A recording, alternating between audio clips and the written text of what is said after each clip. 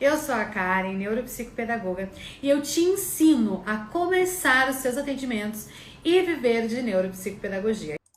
Então vamos lá, quais são então esses pré-requisitos da alfabetização? O que a gente precisa desenvolver antes de ter o processo? E aí a gente começa desde que a criança nasce. Então um deles, é o esquema corporal. Conhecimento de todas as partes do corpo. Quando a criança é bebezinha, a gente não brinca de cantar musiquinha, Ai, o seu nariz, o olho, a orelha.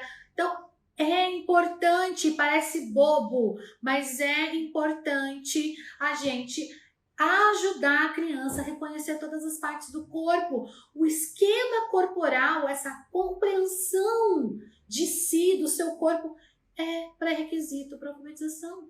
É pré-requisito. Por quê? Porque quando a gente reconhece o nosso esquema corporal, a gente começa a compreensão também de lateralidade. E a lateralidade, conhecimento de direita e esquerda, ela está diretamente associada à nossa compreensão de esquema corporal. Então, quando você vai trabalhar, lateralidade, esquema corporal, eu esqueci de trazer para vocês, gente, mas eu tenho o Senhor Cabeça de Batatas e ele é excelente para crianças, desde que as peças não sejam pequenas demais, tá?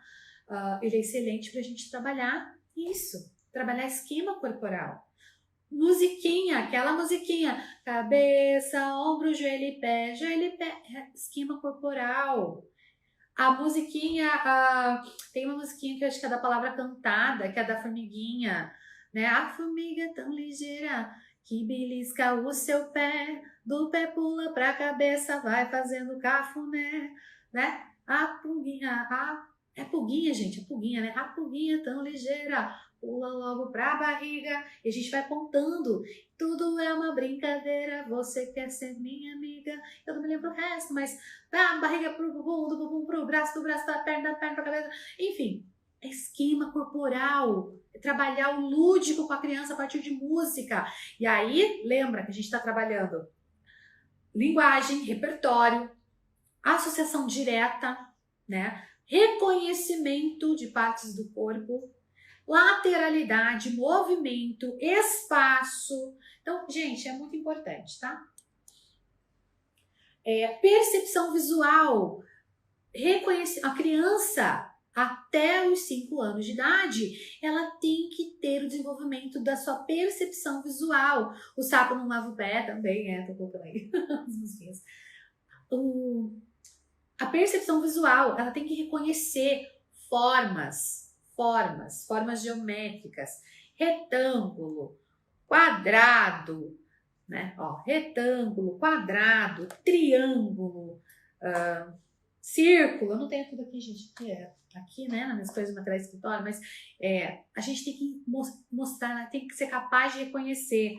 Por exemplo, ela tem que reconhecer tamanho, maior, menor, posição, em cima, embaixo, direita, esquerda, distância, aqui, lá, perto, longe. Então, isso que a gente precisa desenvolver nas crianças antes do processo de leitura e escrita.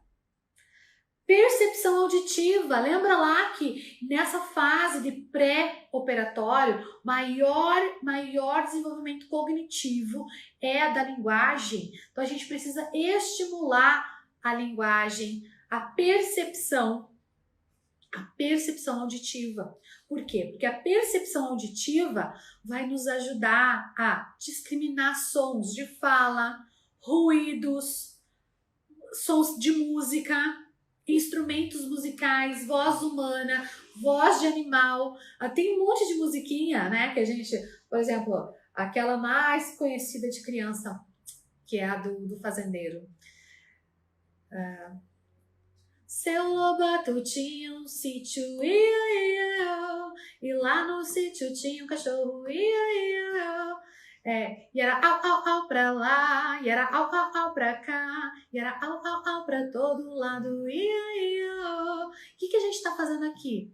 A gente está discriminando o som de fala, de música.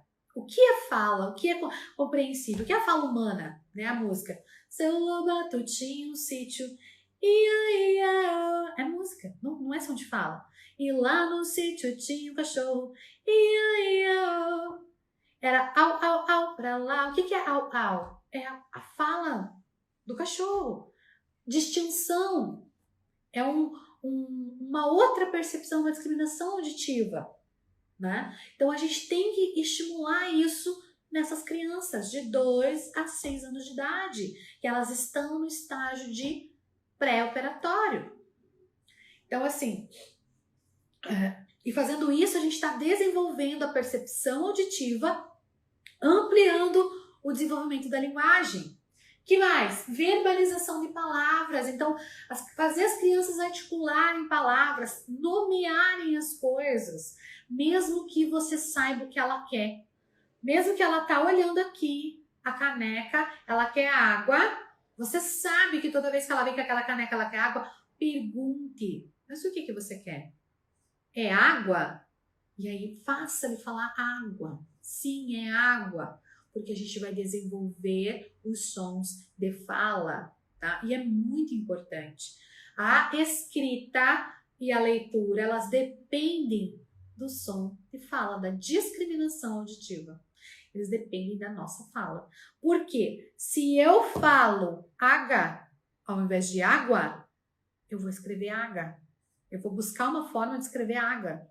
Se eu falo vassoura, eu vou escrever assim. Não estou falando aqui, gente, de preconceito linguístico. Existem termos e regiões que é cultural. Mas a gente não existe erro na fala, mas existe erro na escrita. Se a criança está falando porque é cultural, é uma situação. Agora, se ela está falando porque ela não tem a motricidade de fala desenvolvida, a gente precisa auxiliar. Tá?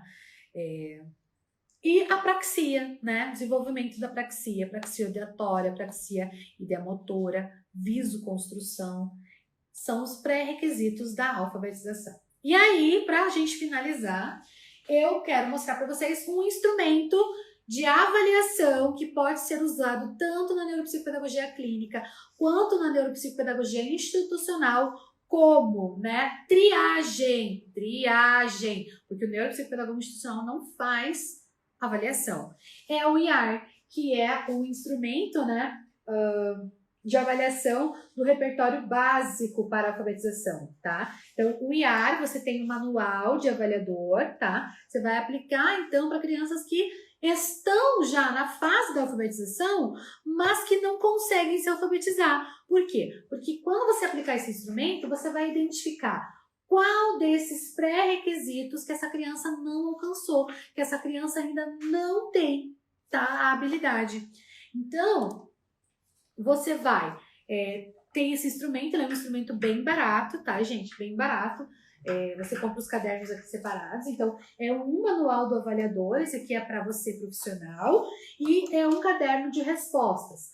Para aplicação, você vai precisar um manual desse para você, e aí, para aplicar, cada paciente tem que ter, né? Cada aluno, paciente, você tem que ter um instrumento desse aqui, um caderno de respostas, tá? Para cada um, porque ele não pode fazer cópia, ele tem direitos autorais, então é proibida qualquer tipo de reprodução desse material, tá? Mas ó, lembra que eu falei, ó, esquema corporal, lateralidade, então são os pré-requisitos, e aí a gente vai identificar naquela criança qual foi o pré-requisito que ela ainda não maturou, que ela ainda não desenvolveu, e é por isso que vai afetar no desenvolvimento da alfabetização, na leitura e na escrita, tá? Quem pode usar esse instrumento? Esse instrumento, ele é para qualquer profissional que trabalhe com crianças em fase de alfabetização.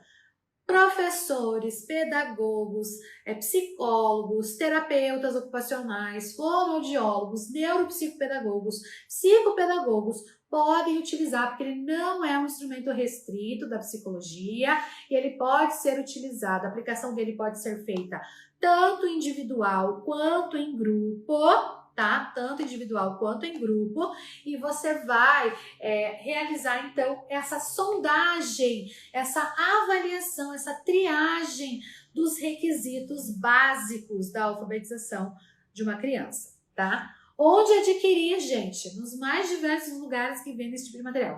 Por exemplo, na própria Amazon, né? A gente está no Google aí, IAR, a Amazon tem entrega na sua casa. Se você tem uma casa do psicólogo, uma loja que vende instrumentos para psicólogo, psicopedagogo, provavelmente vai ter também, tá? Esse instrumento aqui, tá?